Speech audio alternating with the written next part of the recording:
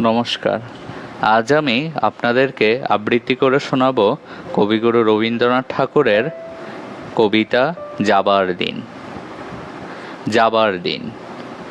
যাবার দিনে এই কথাটি বলে যেন যাই, যা দেখেছি যা পেয়েছি তুলনা তার নাই। এই জ্যোতি সমুদ্র মাঝে যে শত দল পদ্ম রাজে, তারই মধু পান করেছি, ধন্য আমি তাই।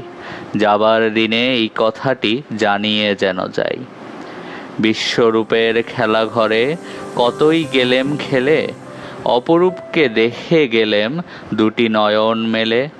পরশ যারে যায় না করা সকল দেহে দিলেন ধরা, এইখানে শেষ করেন যদি শেষ করে দিন তাই।